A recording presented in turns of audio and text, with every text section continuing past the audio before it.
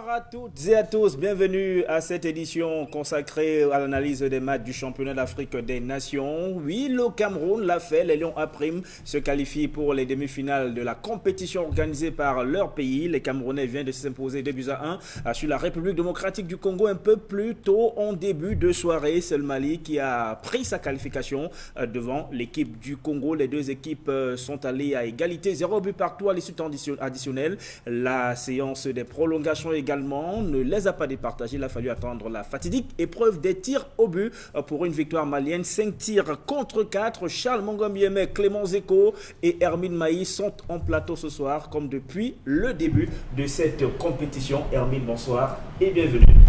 Bonsoir Sylvain Hippolyte Sangaou, bonsoir aux panélistes et à tous ceux qui nous regardent en ce moment. Un sourire qui traduit la joie qui anime, on va le dire, chaque Camerounais ce soir, parce que quelle que soit la manière avec laquelle cette équipe a joué, elle a réussi à faire l'essentiel, se qualifier pour les demi-finales. Et pour cette équipe de A', c'est historique parce qu'en 5 participations, le Cameroun n'avait jamais, en tout cas les 4 précédentes, le Cameroun n'avait jamais dépassé à l'étape des quarts de finale. Charles Mongomieme, bonsoir et bienvenue. Bonsoir Sylvain, je salue tous ceux qui nous regardent en ce moment. Elle monte en puissance cette équipe des Lions A'. Clément, bonsoir et bienvenue.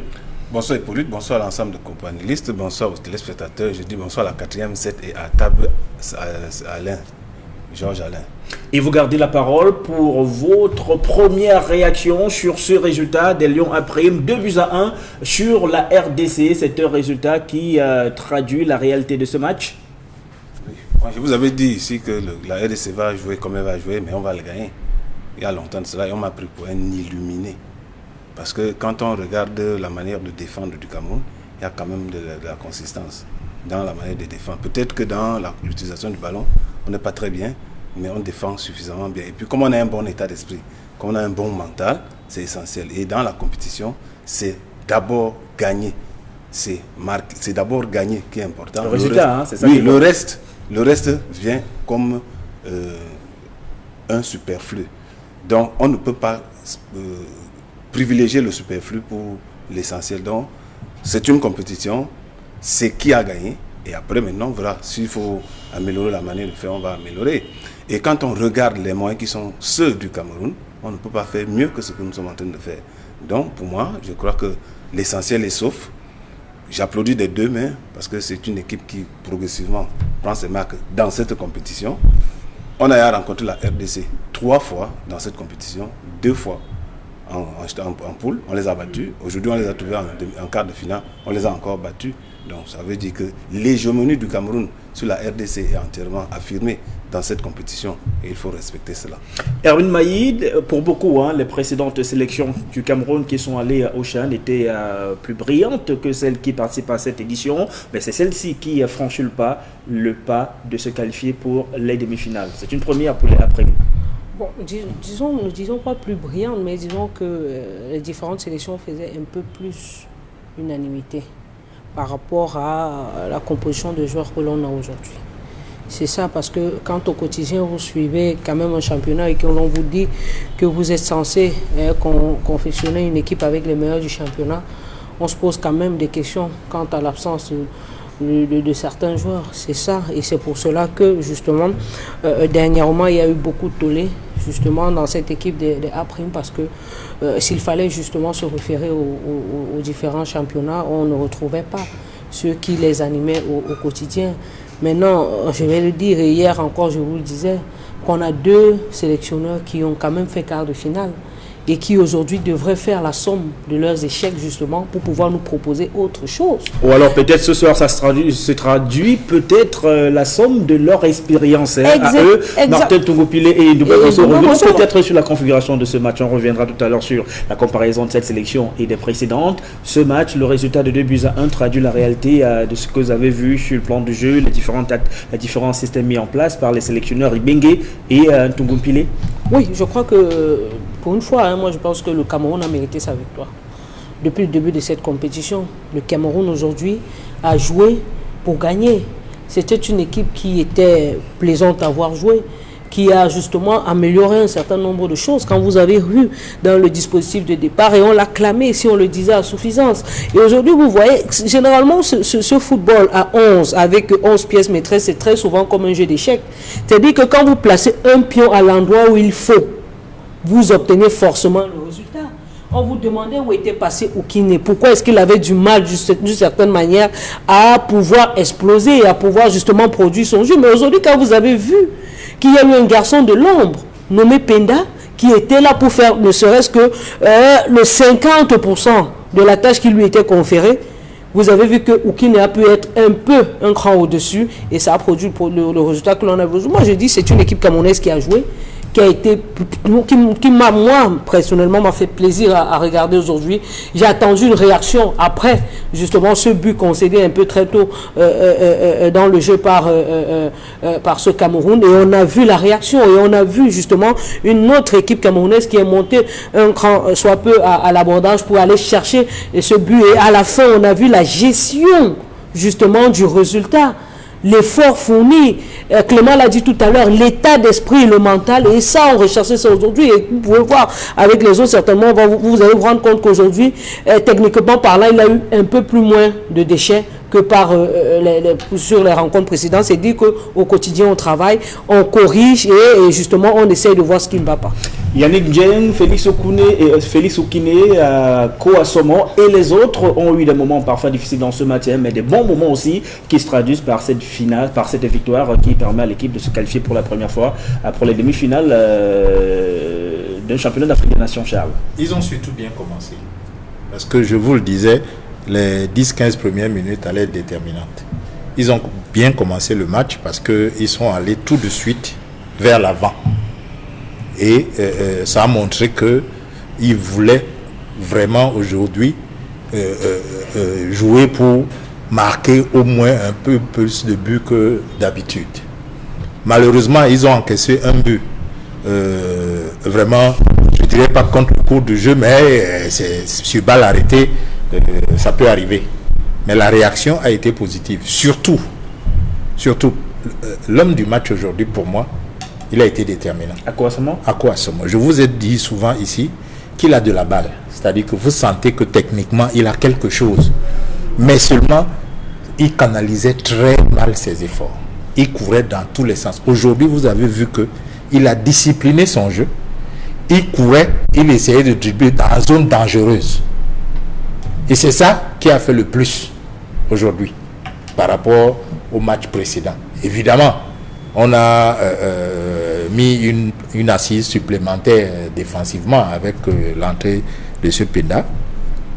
Et c'était important parce qu'il y a Ningen défensivement, on ne peut pas compter sur lui. Et lui, il avait 30-40 bonnes minutes dans les jambes. Et il a su utiliser sa froideur et son calme pour nous marquer le but essentiel. C'est vrai que le gardien s'est vraiment loupé, mais il faut quelqu'un qui corrige l'erreur du gardien et il a su le faire. Maintenant, on a observé que l'équipe était, comment je peux dire ça, un peu moins crispée que d'habitude. Un peu moins crispée parce que vraiment, au-delà de quelques joueurs qui sont toujours restés en dedans, je citerai Ngona Tiatip, il n'est toujours pas... j'ai découvert aujourd'hui qu'il est gaucher, parce que sur un corner, il a tiré avec le pied gauche, mais de toutes ces apparitions, je n'ai pas pu réaliser qu'il est gaucher. Ça veut dire qu'il utilise mal le talent de gaucher qu'il a. Je suis sûr qu'il a quelque chose comme gaucher et il joue à droite en plus, mais il n'utilise pas assez. Donc, je crois que la force du Cameroun a été au niveau du mental et le Congo est tombé dans le piège habituel. Dès que vous devenez nerveux contre le Cameroun, c'est fini, vous êtes battu. Vous êtes battu, il n'y a pas de débat là-dessus. C'est-à-dire qu'ils ont commencé à faire beaucoup de foot. Et comme ils étaient dans une situation de victimisation, avec ce qui s'est passé dans la journée, ils voulaient continuer sur le terrain en estimant que certaines fautes, l'arbitre n'aurait pas dû les siffler, ils s'énervaient, ils allaient vers l'arbitre. Dès que vous avez ces attitudes-là devant le Cameroun, il y a peu de chances que vous passiez. Alors, on va faire une lecture du système de jeu choisi par Martin Tungupila avec vous, Clément. On va voir ce système s'afficher sur le petit écran. 4-2-3-1 choisi par Martin Tungupila pour démarrer ce match avec une défense avec le capitaine Banga Binjeme, Tamerolien Gombe, il y a Keni à gauche, et puis de l'autre côté droit, une défense qui était bien en place, 4 défenseurs, 2 milieux de terrain, 3 et 1, 4-2-3-1. Ça se traduit comment, ça se lit comment? C'était pour aller où? C'était pour chercher quoi? Il faut déjà remarquer que l'entrée de Ndjeng qui est au sommet de l'attaque, il faut voir qu'on a repositionné Manikré derrière l'attaquant et que Keni a bien joué son rôle de latéral gauche. Ensuite, il y a à remarquer la présence de Ngon Atiati, même si son rendu n'est pas essentiellement ce à quoi on serait attendu. Donc il y a ces replacements-là. Ensuite, maintenant, ça veut dire que Twente qui avait été derrière l'attaquant aujourd'hui n'était pas dans le jeu. Et on a dans ce dispositif, vous l'avez dit, 1, 4, 2, 3, 1, le pressing. Généralement, on l'a mis d'abord bas, le bloc d'abord bas, ensuite on l'a mis médian et on oscillait entre médian et bas, et de temps en temps on pouvait aller en contre quand on avait l'occasion d'aller vers l'avant. Et on a vu un solide bloc équipe du Cameroun qui savait que le Congo va prendre le ballon, on leur a laissé le ballon sans souci, et il y avait des efforts à faire. Derrière, ils ont été suffisamment généreux dans l'effort pour ne pas se laisser dépasser par les actions du Congo. Donc, c'est une équipe du Cameroun qui a su, sur le plan défensif, se positionner d'abord pour protéger ses buts, ensuite empêcher l'adversaire de progresser.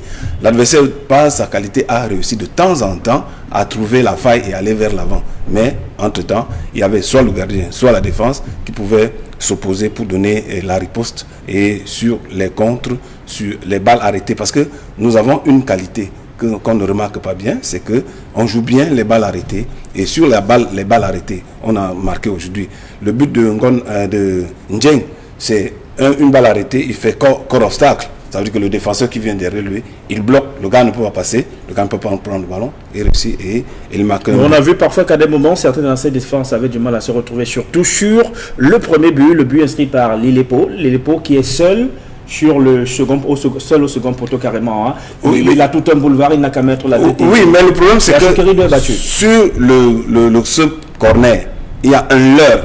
Le Congo fait bien le leurre parce que il donne l'impression qu'ils vont jouer au premier poteau, alors que l'essentiel de nos défenseurs sont tous rabattus au second poteau. Et derrière eux, il y a donc Lillepo qui est placé suffisamment en arrière pour pouvoir reprendre ce ballon. Donc, puisqu'ils n'ont pas regardé le marquage, moi j'aime à le rappeler. Alexandre Belinga dit aux défenseurs, chaque fois qu'il y a un ballon arrêté, si vous ne sentez pas votre défenseur, attaquant, cherchez-le, laissez le ballon le chercher. Maintenant, il faut l'avoir dans son champ visuel ou le sentir au contact. Or, ils se sont tous focalisés sur le ballon, ils ont oublié qu'il y avait des adversaires à prendre. Or, ce n'est pas tout le monde qui doit s'intéresser au ballon. Il y a des gens qui sont intéressés au ballon, il y a ceux qui prennent le marquage, parce que sur les balles arrêtées, par exemple, on le connaît, il y a des zones sensibles qu'il faut couvrir. Le premier poteau, le point de pénalty et le deuxième poteau. Maintenant, à la ramasse, parce qu'un ballon peut ressortir, il faut aussi placer quelqu'un qui peut être à la ramasse pour empêcher les deuxièmes ballons qui peuvent venir. Donc, il se trouve que sur ce corner, ils sont tous focalisés sur le ballon, ils oublient qu'il faut chercher les adversaires, les marquer. Et c'est pour cette raison que quand le ballon vient, il le propulse simplement. Donc, au-delà de ça, et le Cameroun démontre derrière qu'il a du bon mental, parce que malgré le but, il ne s'affole pas, il ne panique pas, rien n'est perdu, puisque le jeu continue. Et c'est dans le jeu continu que le Cameroun donne de la riposte et donne à voir qu'il y avait de la qualité. Donc, c'est une équipe qui est défensivement bien, il faut le dire, mais qui a de la peine à utiliser le ballon en situation d'attaque, parce que combiner, donner la passe. On a vu Ngon prendre un ballon, même à Somo, prendre des ballons, les perdre, alors que sur la situation de 2 contre 1 ou de 1 contre 1, il serait passé sans souci. Donc sur le plan de l'animation offensive, on a quelques soucis. Mais sur le plan de l'animation défensive, on est bien. Et c'est cette assise défensive qui nous donne un mental qui permet de riposter à l'adversaire. Donc, pour moi, aujourd'hui, je dis, cette équipe, elle a bien défendu. Elle a rendu la copie qu'il fallait en opposant à la RDC la résistance qu'il fallait, parce qu'elle a joué essentiellement en opposition. Quelques rares fois, elle a eu le ballon, mais elle a joué essentiellement en opposition. Et le jeu entre les lignes, milieu de terrain, attaque, défense, milieu de terrain. On l'a vu quelques rares fois, parce qu'on était obligé de s'aplatir pour se mettre en face du ballon. Et en s'aplatissant, on était vraiment en face du ballon pour éviter que ça nous dépasse. Et on était suffisamment étagé où il y avait une première ligne qui harcelait, une deuxième qui resserrait, une troisième qui surveillait. À tout moment, ça a été ça. Une première ligne qui harcèle le porteur, qui empêche au porteur de faire comme il a voulu, comme il pense, comme il veut. Une deuxième ligne derrière celui qui harcèle, qui resserre pour fermer les intervalles. Et derrière, une ligne qui empêche qu'on joue le long ballon. Et sur cette manière de faire là, le Cameroun a posé tous les problèmes qu'il fallait au Congo. Donc aujourd'hui, sur le plan défensif, c'est une très bonne équipe. Et Charles ne t'arrête pas d'éloge à l'endroit de ce joueur Ako Asamoah. Son apport a été extrêmement important pour l'ensemble du groupe ce soir. Oui. On avait de temps en temps besoin de cet oxygène, de quelqu'un qui peut nous faire respirer. Parce que nous avons été sous assistance d'oxygène pendant longtemps, tout le temps, ou presque tout le match. Mais comme nous savions qu'on doit être sous assistance, on a pris des dispositions pour que cette assistance ne soit pas un élément nouveau. Et de temps en temps, lorsqu'on a des éclairs de génie avec Ako, et même parfois, malgré son tâtonnement, Ngon Atiati, et sur l'autre côté, quand Kenny réussissait à remonter, ou bien Asana, ça nous donnait un peu ça aérait un peu le jeu. Mais le problème n'était pas d'aller au corps à corps avec les armes égales avec le Congo, parce que nous n'avons pas les mêmes arguments, mais nous avons les nôtres qui nous permettaient d'aller à l'abordage et avoir avantage du gain. Je pense qu'aujourd'hui, et à l'heure où nous parlons, le Cameroun a pu se tirer son épingle du jeu. Et avec ce système de jeu, on comprend très vite que Martin Tongopile a voulu jouer la carte de la prudence, plus défensivement qu'offensivement. Oui, je crois qu'il avait conscience que le Congo, sur le plan technique et de l'élaboration du jeu, dans cette compétition-ci, était mieux que le Cameroun. Je crois qu'il n'est pas dupe, il regarde les matchs comme nous tous. Il a réalisé que il va sur ce terrain, d'abord il n'a pas les hommes pour faire, parce que certains n'arrivent pas à sortir de leur coquille. Je persiste à dire qu'il y a des gens qui peuvent certainement faire mieux s'ils se débarrassent de cette peur de mal faire. Peut-être le stataire, c'est la victoire ce soir. J'espère bien. On a retrouvé Asamoah du premier match à peu près. Parce qu'au premier match, il est homme du match. Parce qu'il joue à peu près comme ça. C'est-à-dire qu'il contrôle dans les zones dangereuses. Et comme il y avait, comment il s'appelle, Zoua également, ils ont réussi à combiner quelques fois. Et il s'en est tiré homme du match. Aujourd'hui, il a joué un petit peu pareil. C'est-à-dire que les courses transversales qui multipliaient, il faisait les courses vers l'avant. Parce qu'il était toujours... Oui, parce que Penda lui donnait la possibilité de s'exprimer. Malheureusement, on a perdu Penda très tôt. Penda lui donnait la possibilité d'aller vers l'avant, puisque Penda lui occupait... Oui, il était évident que Penda, entrant comme en premier match, et tout, ils allaient avoir des coups physiques, c'était évident. Vous avez remarqué qu'en deuxième mi-temps, d'ailleurs, Asana est monté, parce que défensivement, le sélectionneur a compris qu'il va plus pouvoir tenir. Il a mis un arrière latéral à sa place et il a poussé vers l'avant pour qu'il court, parce qu'il a de longues jambes et tout, il a de grands compas, donc il peut bloquer les relances et tout ça. Il a envoyé vers l'avant, mais vous sentiez qu'il était sur les rotules. Il était vraiment sur les rotules. Manicré, il a joué défenseur d'attaque. Oui, bien sûr. Premier défenseur. Lui, il jouait devant, mais il défendait. Il a la confiance dans Tongopile. J'ai l'impression. Oui, chaque joueur. Sur le plan défensif. On a beau dire ça, mais... On a souvent ça au Cameroun. Dans toutes les générations, on a toujours des joueurs, on se dit, mais pourquoi l'entraîneur aime ce joueur à ce point, Je ne vais pas citer les Dip Tabé, je ne vais pas citer les Drissou. À un moment... Il y avait même... c'est pas aujourd'hui que ça commence. Il y avait comment on l'appelle encore quand on allait à la Coupe du Monde, il y avait un qui jouait ce même rôle-là. Bon, son nom m'oublie. Ce que je voulais rappeler, c'est que sur le plan défensif, on a deux objectifs. Première chose, empêcher à l'adversaire d'avancer avec le ballon. Se positionner pour empêcher l'adversaire d'avancer. Et ensuite, se positionner pour protéger ses buts. Quand vous n'êtes pas capable d'empêcher à l'adversaire de progresser, vous devez vous positionner pour empêcher qu'on atteigne vos buts. Et dans cela, le Cameroun fait bien. Mani Cré, qui est dans le quatuor d'attaque, parce que lui, il est derrière l'attaque. Aujourd'hui, il était derrière l'attaquant. Ndieng était devant. Donc, quand tu prends Ndieng, Mani Cré et Ako et l'autre, qui sont les 4 de devant, vous voyez donc que dans empêcher à l'adversaire de sortir le ballon, ils sont obligés de se lancer et dans leur mouvement, ça permet à la ligne qui est derrière de resserrer et de fermer les intervalles pour que la troisième ligne surveille. Défensivement, c'était bien.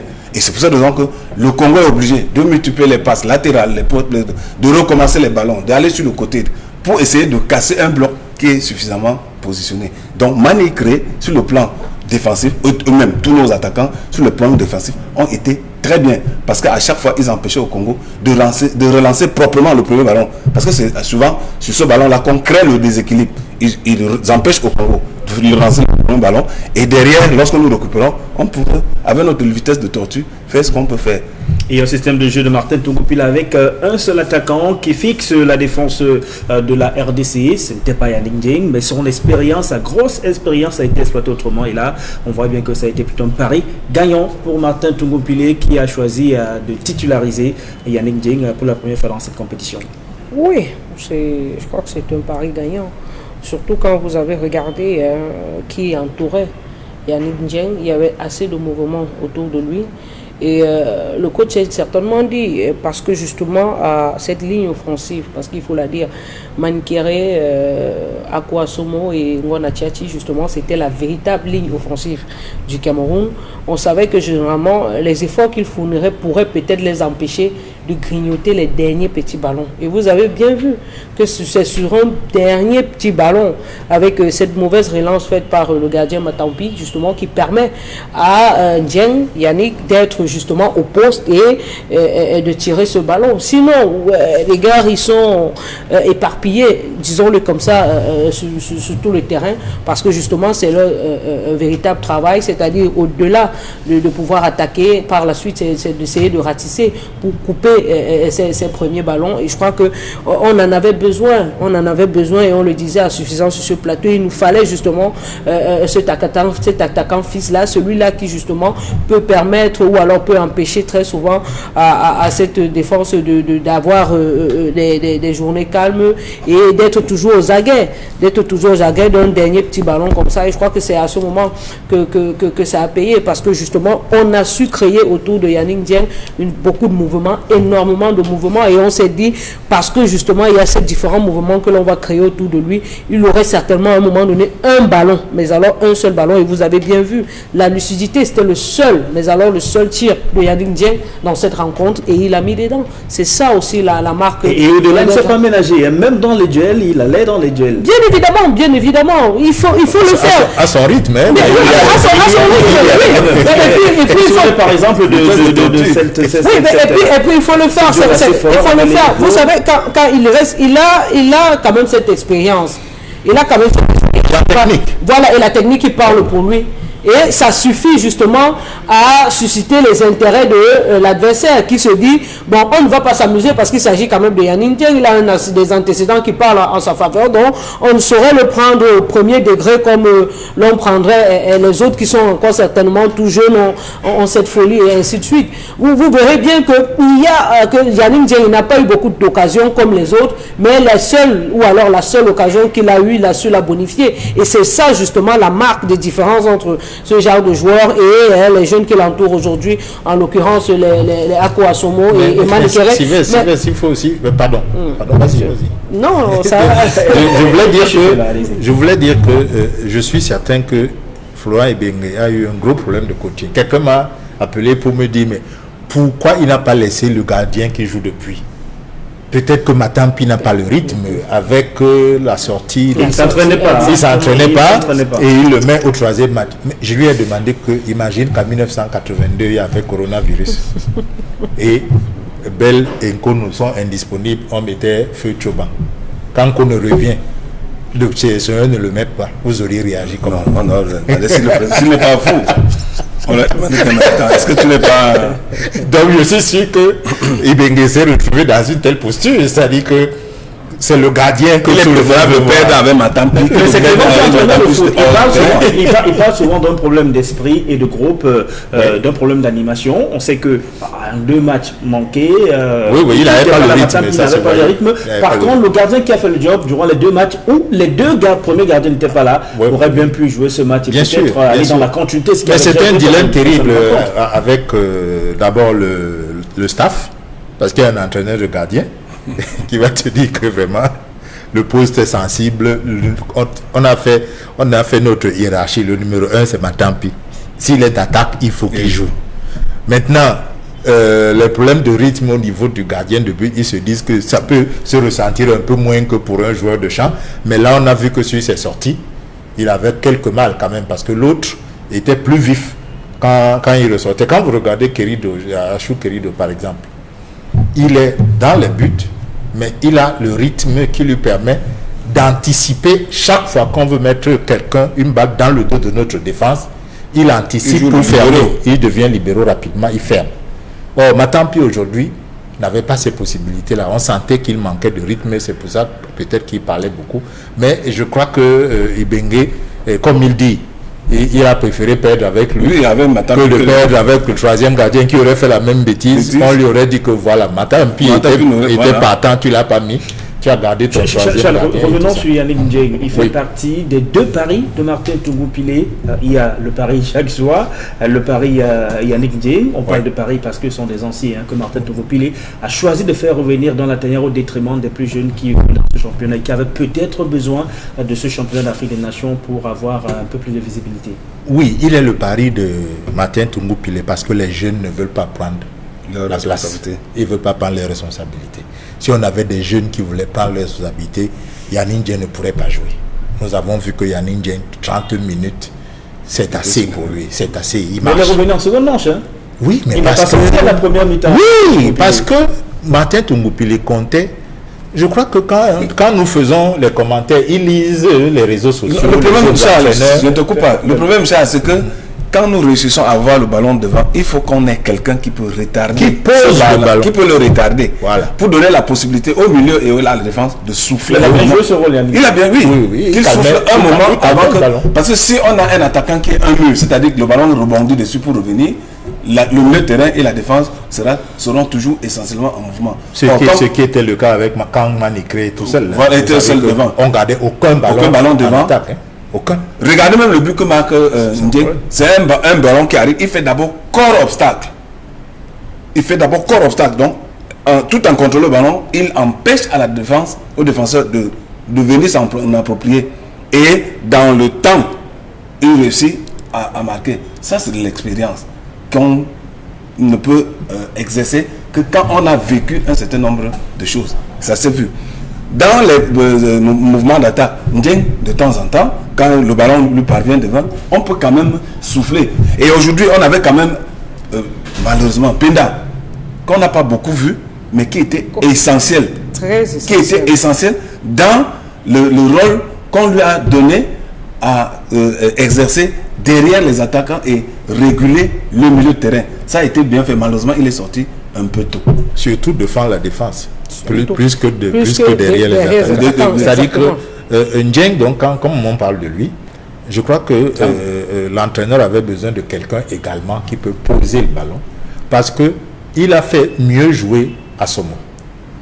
Parce que, si vous avez remarqué, de temps en temps, quand il réussissait à garder le ballon, il le passait dans de bonnes conditions à Somo. Et Somo pouvait donc aller en percussion. Comme il a le dribble relativement facile, il pouvait y aller. S'il s'améliore, je ne sais pas quel âge il a, s'il s'améliore, il peut être un bon joueur de percussion. Un peu le profil de Christian Bassogo, hein, sur un 2017. peu, absolument. Un peu un Christian Bassogo. Il lui reste à avoir, comment je vais dire ça, et la vista. C'est-à-dire que quand on a éliminé, si on n'a pas assez de cran, on s'enflamme. Et on fait une mauvaise passe. il faut qu'il ait suffisamment de calme pour que quand il a réussi une bonne action, qu'il veille à la terminer, c'est-à-dire à faire la dernière passe conséquente ou à faire le geste du buteur. Ça lui manque encore parce que il a eu des balles en surface là. Il faut qu'on lui apprenne. Et c'est le rôle que les Roger Mila doivent jouer à côté de cette équipe-là. Il faut qu'il leur apprenne parce que lui, il savait le faire. Quand vous êtes dans la surface de réparation, vous êtes dans les 5,50 m, soit vous marquez le but, soit il faut qu'un défenseur fasse une faute pour qu'on ait un pénalty. Il leur a dit après le match de la deuxième journée. Oui, mais maintenant il faut faire quelques démos, qu'ils mettent le survêtement et qu'ils leur fassent quelques petites démos sur le terrain. Oui, c'est important. C'est la démonstration, qu'est-ce qui n'a pas marché du côté de la RDC? Florent Ibenge qui lui a choisi de jouer en 4-3-3, comme Martin Touroupilé a choisi lui aussi de bétonner sa défense, de donner un peu plus de densité à son milieu de terrain et de faire le pari d'une attaque à 3 pour apporter du surnombre dans la défense camerounaise. Hermine Mailly. Congolaise, pardon. Oui. Camerounaise, puisque là on parle des attaquants congolais. L'attaquant qui devait faire le surnombre dans notre défense. Bon, quand vous demandez aujourd'hui ce qui n'a pas marché, vous savez quand même que c'est depuis le début de cette compétition, c'est une équipe congolaise qui, disons-le comme ça, malgré les victoires, n'avait pas encore, ou alors ne s'était pas encore affiché à son meilleur niveau. Quand on a vu le fond de jeu, comment est-ce que justement il se produisait sur le terrain, on était à même de se poser un certain nombre de questions. Corona est passé par là et on s'était dit à un moment donné que c'est certainement parce qu'il n'y avait pas les pièces maîtresses que l'on n'arrivait pas justement à trouver cette cohésion qui est propre à cette équipe congolaise. Mais je crois qu'aujourd'hui, une fois de plus, on va se dire tout simplement qu'il y avait une équipe camerounaise qui a mieux préparé sa rencontre et qui a su justement, avec ses armes, ça il faut le dire, opposer son style à cette équipe congolaise qui n'a pas su se mettre un cran au-dessus et aller véritablement tutoyer cette équipe camerounaise. C'est une équipe camerounaise qui a déjoué tous les plans, déjouer carrément tous les plans côté congolais. Et ça, il faut le dire de manière réelle, parce que quand vous leur laissez la possession de balles et qu'ils n'arrivent pas à développer, parce que vous coupez justement toutes les lignes de transition, vous leur opposez un combat physique, et après, justement, vous avez sur les quelques ballons la possibilité de contre-attaquer et leur faire très très mal. On a vu que ça les a poussés à l'énervement. Et justement, de contre-attaquer et de leur faire très très mal. À un moment donné, justement, ça permet de sortir de ses gonds, et je crois que Charles l'a dit tout à l'heure, c'est une équipe qui à un moment donné s'est énervée, surtout après le deuxième but pris, parce que quand vous avez vu cette frappe instantanée de Kiné qui est déviée par un joueur congolais dans ses propres buts, ils n'en reviennent pas, ils se disent nous, comment ça se fait justement que nous puissions mener le Cameroun, qui reviennent au score et qui prennent le dessus. À ce moment donné, on cède justement à l'énervement, et bien heureusement pour le Cameroun, lorsque l'on va à la mi-temps, on revient avec des directives nouvelles.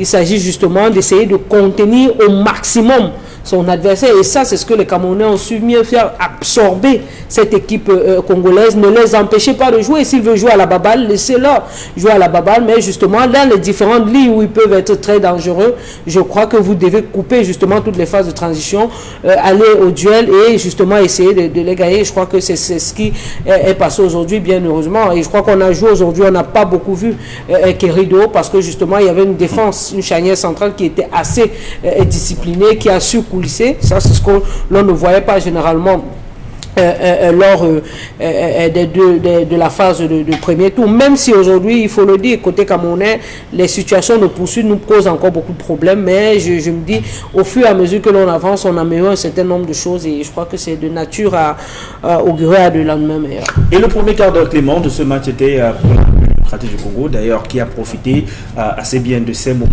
pour mettre régulièrement en difficulté les attaquants camerounais. Même au milieu de terrain, ils remportaient la plupart des duels. Il y avait de bonnes passes, il y avait de belles transitions, de belles transmissions de balles, mais au finish, c'est une équipe de la RDC, malgré le système d'un 4-3-3 mis en place par Florent Ibenge, qui n'a pas réussi à mettre en déroute définitivement l'équipe nationale de football du Cameroun après. Oui, c'est une équipe qui était très très confiante, qui était sur des moyens qui étaient en sa possession et qui savait même les utiliser, au point où lorsque elle ouvre le score, c'est la suite logique de ce qu'elle-même pense dans sa tête. Malheureusement, le foot est son genre. Il y a des aléas qui sont tels que il y a des choses qu'il faut contrôler à tout moment. Il se trouve donc que dans la mouvance du jeu, le Cameroun réduit quand même le score. Et c'est à partir de la réduction du score que le Congo, malgré la confiance, se rend compte qu'il y a quelque chose qui est en train de se perdre. Mais comment faire pour amener le Cameroun à rompre? Or, le Cameroun savait que à l'échange, ils n'ont pas les mêmes arguments. Donc, on laisse le ballon, on ferme les buts, on se positionne. Je l'ai dit tantôt, médian ou bas, selon la situation, et on ressort après. Donc l'équipe du Congo, qui a été très confiante au départ, lorsque le Cameroun revient au score, ça coupe un peu la jonction entre elle et elle-même, et après, derrière, elle un peu tatillonne. Elle ne parvient plus à être maître. En possédant le ballon, c'est une possession à la limite stérile, parce que très rarement, on a mis le Cameroun en difficulté. Achou est intervenu sur 2 ou 3 ballons, des ballons aériens qui, il voit venir le ballon, il capte, et il voit venir le ballon, il reprend, il relance. Donc à aucun moment, véritablement, le Congo n'a été dangereux par rapport à ce qu'on a peut-être Même pas sur le premier but? Non, sur le premier but, c'est une balle arrêtée. Il n'est pas contre le cours du jeu, ce but-là. Le Congo est bien dans son moment lorsqu'il marque le Congo marque parce que le Congo est très confiant et il utilise les moyens pour continuer à garder sa confiance jusqu'au but. Là, c'est normal. C'est après le but que le Congo s'entend l'ascendance qu'il prend sur le jeu, veut véritablement dérouler. Mais malheureusement, le but du Cameroun arrive comme un grain de cheveux dans la sauce. Et le Congo perd la liaison entre lui et lui-même. Et n'est plus capable de pousser le Cameroun à la faute. Ils possèdent le ballon, mais ce n'est pas ça le problème. Ils ont le jeu. C'est un jeu stérile. Parce que le Cameroun avait un objectif. Empêcher que le ballon arrive dans ses derniers retranchements. Empêcher que le Congo se retrouve en situation de scorer. Empêcher que le Congo prenne de l'ascendance psychologique. Et nous savons tous la bataille qu'il y a entre le Cameroun et le Congo par rapport à la psychologie. Le Cameroun a donc réussi à inverser la situation et progressivement s'est réinstallé dans le jeu. Charles, on parlera tout à l'heure de cette actualité autour des tests Covid dans la sélection de la RDC. Cette actualité qui a alourdi l'ambiance avant le coup d'envoi de ce match qui à un moment donné même a pu être hypothéqué. Restons d'abord sur le jeu produit par l'équipe de Florent Ibenge. Cette RDC, elle a pêché où? Je pense que la RDC a dû regarder les matchs précédents du Cameroun. Et quand vous regardez son début de match, elle voulait avoir comme couloir préférentiel le flanc gauche de leur attaque. Parce que vous vous souvenez qu'on a beaucoup souffert au cours du dernier match entre Asana et Banga. Il n'y avait pas de coordination et on les éliminait plusieurs fois. Donc il a mis l'épaule là-bas et ils se sont dit, si les choses se passent comme d'habitude, ils vont passer suffisamment et ils vont mettre des centres pour qu'ils puissent marquer des buts. Il se trouve simplement qu'aujourd'hui, il y a eu certainement une amélioration dans le positionnement de Banga par rapport à Asana. Quand il était battu, Banga, lui, n'était pas battu tout de suite. Et je crois que l'apport du demi-défensif et de Okine, qui plusieurs fois, si vous l'avez remarqué, revenait chercher le ballon comme un libéraux. Parce que dans les passes latérales en défense, on faisait souvent la passe à Okine. C'est-à-dire ça partait de Banga, Okine, avant d'aller de l'autre côté. Ça veut dire qu'il était revenu carrément comme défenseur central. Ça faisait en sorte que Banga puisse véritablement aller aider Asana sur le flanc droit de notre défense. Or, Florent Ibenge avait certainement misé beaucoup là-dessus. Et quand il a réalisé que c'est fermé, l'autre côté, je crois qu'en regardant également notre match, il savait que Etame Ngombe, ce n'est pas évident de penser que vous allez pouvoir l'éliminer à tous les coups. Surtout que maintenant, on a perdu Andoulo, c'est vrai, mais l'autre joue mieux au poste. Kenny joue mieux au poste parce que Andoulo a tendance à vouloir faire le milieu terrain un peu de temps en temps à vouloir organiser, même si je pense qu'il aurait pu le faire un peu mieux quand il était encore là. Mais ça a fait que du côté droit, il y avait beaucoup de difficultés. Ils ont essayé quelques fois, mais ils n'arrivaient pas à déborder. Et quand ils se sont donc rendus compte que sur les deux côtés, ils voulaient jouer leur jeu habituel en passant par les côtés, accélération, centre, et puis pour pouvoir frapper les balles, ils n'ont pas eu ces possibilités-là. Et les renvois de la défense camerounaise qui, sur les autres matchs, étaient très axiaux et limite médiane du terrain, et ils allaient un peu plus loin. Donc, ils n'arrivaient pas à récupérer le ballon pour avoir des positions de frappe. Donc, c'est tout ça qui a fait que Ibengue a certainement, et je crois que je le maintiens également, il a dû avoir des difficultés à se dire qu'est-ce que je fais? Est-ce que je mets des gens qui sont revenus parce qu'ils étaient COVID positifs, en quarantaine, ou je garde les autres, est-ce qu'ils sont émoussés? Je crois qu'il a eu du mal. Vous avez remarqué qu'à un moment donné, il est parti se rasseoir. Il a demandé à son adjoint de cocher. Parce qu'il a dû se dire, peut-être qu'il ne m'écoute plus. Vas-y un peu, essaye un peu de faire comme au cours des autres matchs. C'est à cette occasion aussi que j'ai compris que mentalement, il y avait quelque chose qui s'est cassé.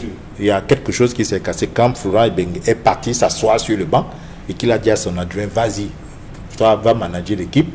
C'était qu'il se disait, bon, peut-être que tu as un peu plus de chance avec ces jours-ci. Peut-être que moi, le coronavirus m'a donné une petite poisse. Vas-y, essaye un peu. Et je crois que, comme on l'a dit depuis le début, la RD Congo, mentalement, s'est effondrée parce qu'elle a marqué. Elle comptait garder ce but au moins jusqu'à la pause. Malheureusement, on a égalisé très très vite et on est passé devant. Et là, mentalement, ils n'ont pas pu tenir.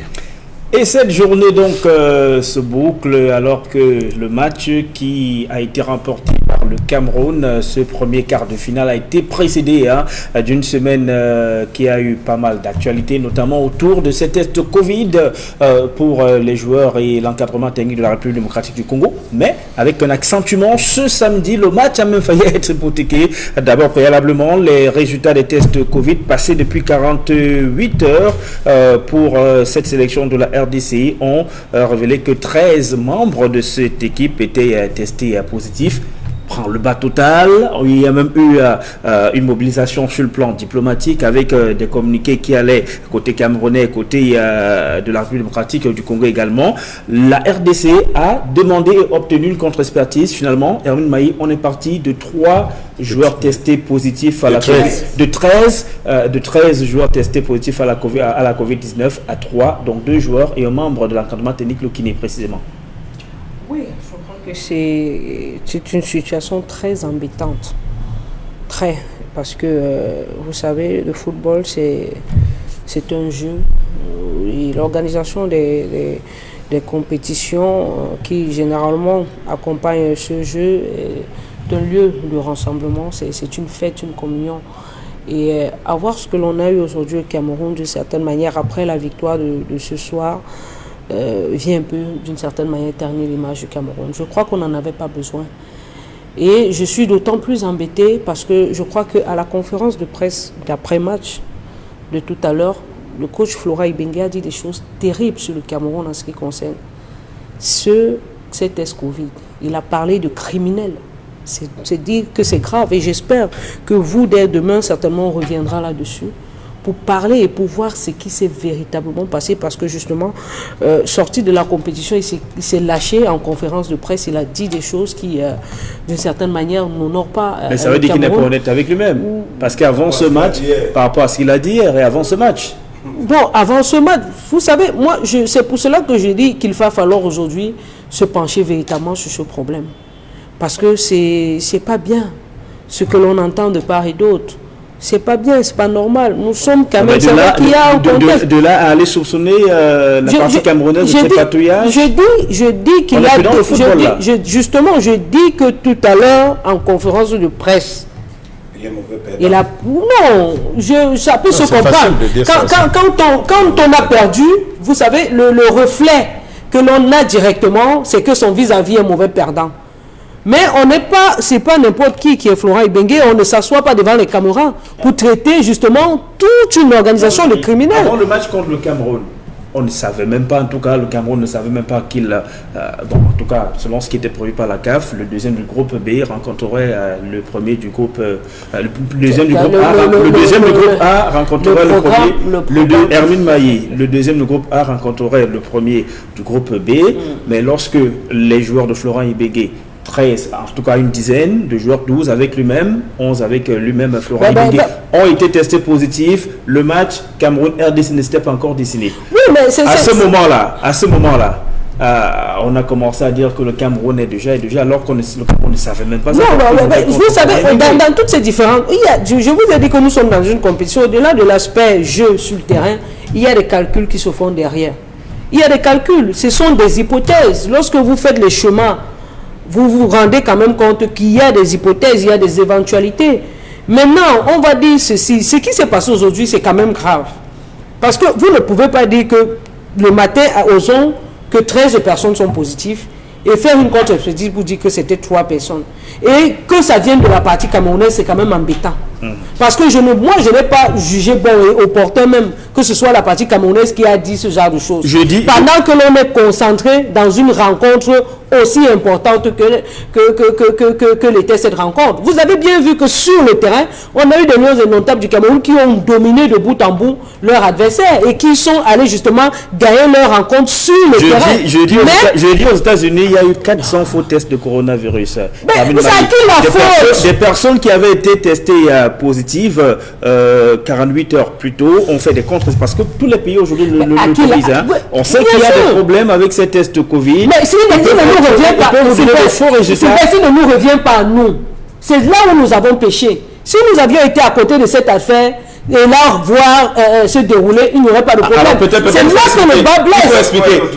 Il faut expliquer aux téléspectateurs comment la CAF encadre tout cela. Voilà comment c'est fait.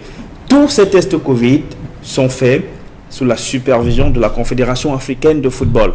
Maintenant, puisque la CAF et la RDC, tous les pays qui sont venus, ne vont pas déplacer leurs laboratoires et leurs hôpitaux ici pour que ça se passe dans des laboratoires camerounais et après, la CAF donne la possibilité à chaque sélection de faire après une contre-expertise, sous sa supervision toujours. Donc, lorsque les 13 premiers tests de la journée ont été positifs, la RDC a demandé et obtenu une contre-expertise. On ne dit pas non. Et ça, c'est le procédé qui est connu et sur tous. Ça, on ne dit pas non. Le problème est venu... Et vous avez entendu, moi je pense que c'était hier, justement, cette autre conférence de presse où on vous dit que c'est la partie camerounaise qui vient annoncer, alors que l'on n'a même pas encore les résultats.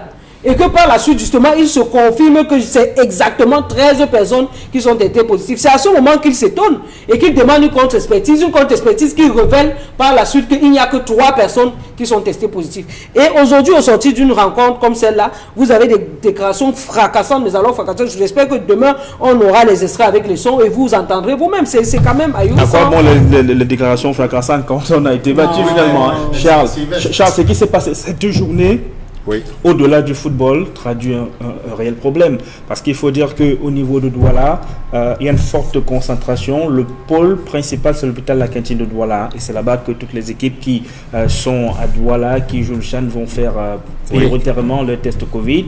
C'est un centre référentiel agréé CAF. Après, il y a également l'hôpital général de Douala, où la contre-expertise a révélé finalement 3 lieux de 13. Alors, le courrier de la RD Congo nous révèle que la Quintini n'était pas agréée CAF. Exactement. Si vous lisez leur courrier, la Quintini n'était pas agréée CAF. Alors, le Florent Ibenge, quand les premiers tests s'avèrent positifs, il le prend sportivement. Il n'a rien contesté. Il n'a jamais dit qu'il y a un complot. Il se trouve que les derniers tests sont faits. Ils attendent les résultats impatiemment parce qu'ils ont un match à jouer le lendemain et les résultats n'arrivent pas. Ils disent que c'est lors de la réunion technique que le team manager du Cameroun leur dit que mais vous avez 13 tests positifs. Quand on vous fait un test en matière de santé, vous êtes le premier à devoir obtenir les résultats de vos tests. Ce n'est pas une tierce personne. Même quand c'est votre patron d'entreprise, il n'a pas le droit d'avoir vos résultats d'analyse avant vous. le personnel de la santé. Sauf que pour l'instant, c'est ce que dit la partie congolaise et attendons la réaction de l'Afrique. Mais ce n'est pas que la partie congolaise qui. Mais la partie camerounaise, la réunion technique a les deux parties. Je n'ai pas entendu de démenti. Je veux dire que. Justement, on a entendu ni de démenti. Je ne suis pas en train de justifier leur défaite. Du tout. Ce que je veux qu'on comprenne, c'est que le match est ça vient à la suite du directeur de l'hôpital Lakentini qui vendredi a révélé qu'il y a un réseau de faux tests à l'hôpital Lakentini. Et on a même une vidéo qui circule là-dessus. Et il le dit, il dit qu'il est sûr, il n'est même pas sûr que c'est le seul réseau de faux tests. Il venait de le démanteler avec la gendarmerie. Et ça retombe sur l'hôpital Lakentini que de 13 on passe à 3. Je dirais même de 25 on passe à 3 parce que la rumeur disait 13 plus 12. Les 12 d'avant. Ça veut dire que logiquement le ministre de la Santé devrait intervenir. Parce que nous sommes en train de jouer le CHAN. D'accord. Mais aujourd'hui le Camerounais qui suit ça, qui veut aller se faire tester à l'hôpital Lakentini, quelle crédibilité va-t-il accorder au test qu'on lui dit positif? Parce qu'il ne faut pas rester sur le problème de la RD Congo. Bien sûr, surtout que le match de foot est passé. Je dis que ce qui s'est produit est malheureux, mais je le dis aussi depuis le début, que la COVID-19 a rendu tout le monde incohérent. Je dis tout le monde entier incohérent. Il n'y a aucun pays où les gens sont cohérents. Je crois que c'est la première manifestation de ce virus, c'est l'incohérence. Personne n'est plus cohérent nulle part. Il y a trop de présence de faux tests de cette affaire. Il y a des tests faux dans chaque fois qu'il s'agit d'analyse. Et notamment quand il y a des tests rapides, il y a un problème de sensibilité aux tests. Parfois, même les gens sont déclarés avoir de la fièvre typhoïde ici alors qu'ils ne l'ont pas. On a vu ça même avec le VIH-Sida. Il y avait des gens qui étaient déclarés positifs parce que les tests ont été sensibles à d'autres choses et ils ont mis positif. Donc, prenons cette affaire au sérieux simplement pour dire que comme ça arrive à la suite des révélations du directeur de l'hôpital Lakentini lui-même, il faut qu'on aille enquêter au niveau de cet hôpital. Est-ce que les tests sont faits effectivement? Parce qu'il ne faut pas que les gens s'asseyent et fassent des tests administratifs, c'est-à-dire que, bon, on prend le premier qui passe, on va le mettre positif, le deuxième on le met négatif, le troisième on le met.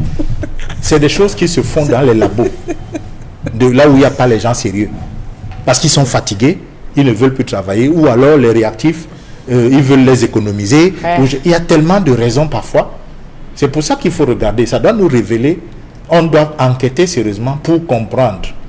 Maintenant, nous savons tous que ce n'est pas Ibenge seul qui se plaint. Le fait d'imposer les tests 48 heures avant un match et que nous savons que du Maroc, oui, le test PCR normal, que tout le monde, c'est au moins 72 heures, 72 heures. 72 heures. C'est au moins 72 heures. Or là, il faut l'abréger pour le donner dans les 24 heures. Ce n'est pas simple pour les labos non plus. C'est pour ça qu'il faut regarder au niveau des performances. Et depuis qu'on gère la Covid dans notre pays, je trouve que tous ceux qui sont face au personnel de la santé ne sont pas assez pointilleux. Parce qu'on nous donne des statistiques. Mais personne n'est allé vérifier que l'hôpital Lakentini peut faire combien de tests par jour, donner combien de résultats par jour. Personne n'est allé vérifier. On nous dit 1500 tests positifs. Quels sont les labos qui ont fait ça? Quelle est la capacité de chaque laboratoire? Ça nous serait permis d'avancer. Comme on a un galop d'essai avant la CAN, et que comme on est dans la bataille des vaccins, même la CAN va trouver la COVID-19, il vaut mieux qu'on commence à se réajuster. Clément Seko, c'est quand même curieux. Il y a 16 pays qui ont joué le CHAN, ont joué parce que certains sont déjà éliminés, ils sont rentrés. C'est quand même curieux que ça n'arrive qu'à la RDC. Mais nous le disions déjà ici hier. Nous le disions déjà ici hier. Bon, il faut relever que même la CAF manque de sérieux dans son protocole de test anti-Covid et dans la qualité de ces tests-là. Quand on le faisait en interne au Cameroun, quand la Covid est arrivée, les tests étaient contre-expertisés par le laboratoire Louis Pasteur. Maintenant, pourquoi ce n'est plus le même chemin? Et maintenant, quand on prend le chemin de l'hôpital à Kentini. Quel est le protocole qu'on met sur place? Comment valide-t-on? Parce que la CAF doit quand même mettre un protocole pour valider le test qui est fait. Et c'est la CAF qui doit prononcer les positivités. Parce que c'est sa compétition. Parce que ça met un peu une tâche sur le Cameroun. De savoir que le Cameroun veut tripatouiller les tests pour éloigner du stade quelques adversaires qui puissent lui porter ombrage par rapport à la compétition. Oui, il faut que la CAF elle-même. Bon, c'est vrai que tout le monde en matière de Covid tâtonne. Oui, on va faire, oui, on n'a pas fait. Il faut, parce qu'on vous dit, il y a les tests rapides de 15 minutes. Il y a les tests rapides 15 minutes. Il y a les tests sérieux 3 jours. Il y a les tests rapides plus sérieux 1 mois. Finalement, on fait quoi? Il y a même les scanners. Oui, on fait quoi? On teste dans les narines. Et alors, on prend dans le sang. Attends. En Chine, il y a désormais le test anal. Hein. Oui. Maintenant, si c'est un problème de virus qui est entré dans le nez, bon, pendant qu'il est encore dans le nez, il n'est pas encore dans le sang. Maintenant, quand vous allez le chercher dans le sang, il est encore au niveau du nez. S'il est passé du nez au sang, vous allez le chercher dans le nez. Il est dans le test homologal international, c'est celui des narines. Oui, ça c'est ce qu'on a homologué. Même la PCR. Et c'est ça exactement qui fait problème. C'est exactement ça qui fait problème. C'est le test nasal là. C'est ça qui fait problème.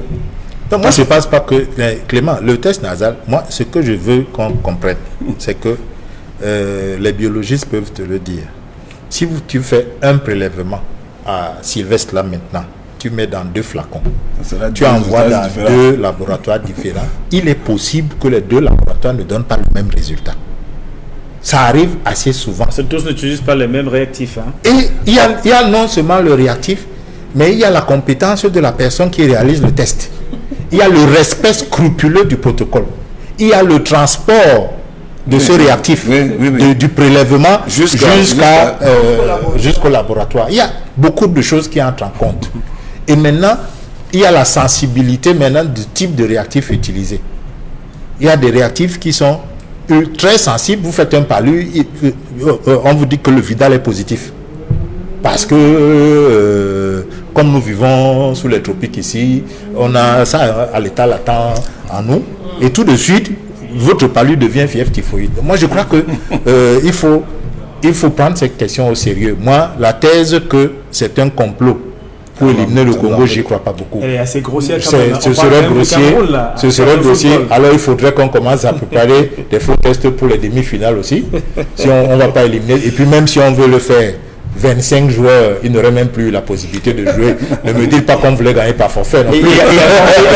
Et attention, pour cette demi-finale, le Cameroun pourrait rencontrer le Maroc qui jouera demain. Mais avant, monsieur, nous proposons ces 2 reportages qui ont été réalisés avant ce match par Glady Sidje et Emos Fongo. L'ambiance avant le match RDC-Cameroun au stade de Japoma ce samedi.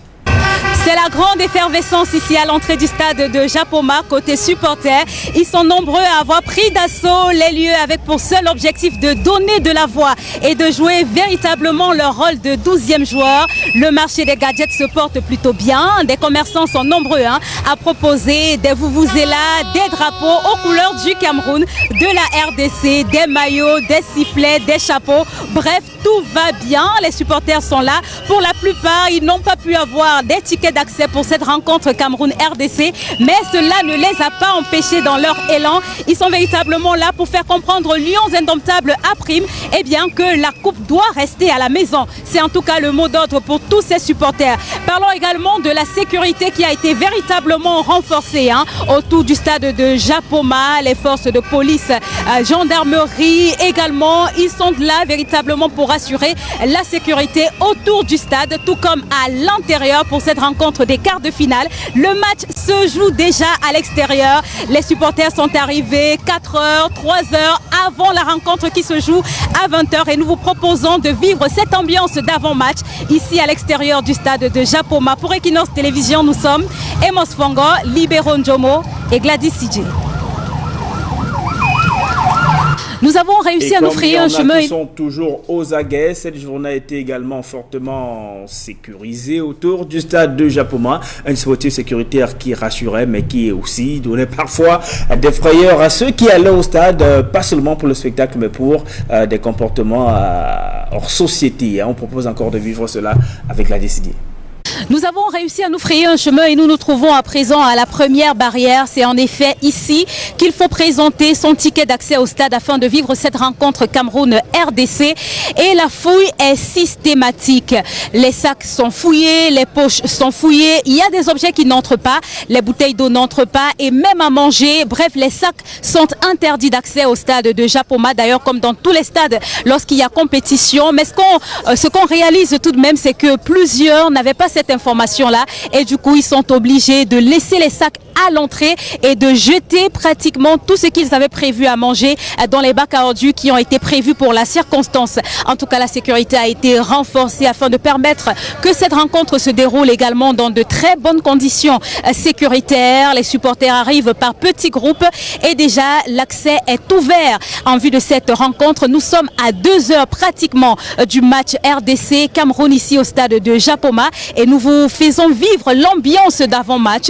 Les supporters sont sortis chez eux bien plus tôt et nombreux, en tout cas pour soutenir cette équipe des Lions à prime du Cameroun. Depuis le stade de Japoma pour Equinox Télévision, Emos Fongo, Libero Njomo et Gladys Sidje.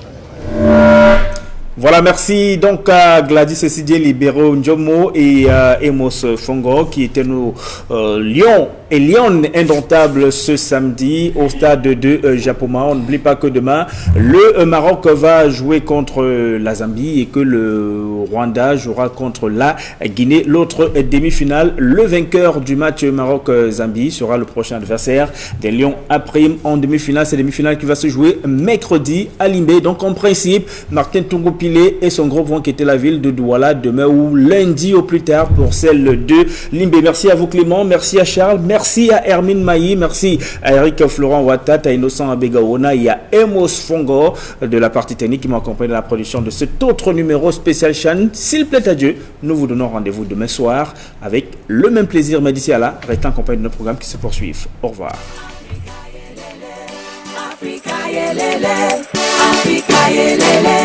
We are champions. Africa yelele, Africa yelele, Africa yelele. Africa, the hope to every nation. We unite to speak.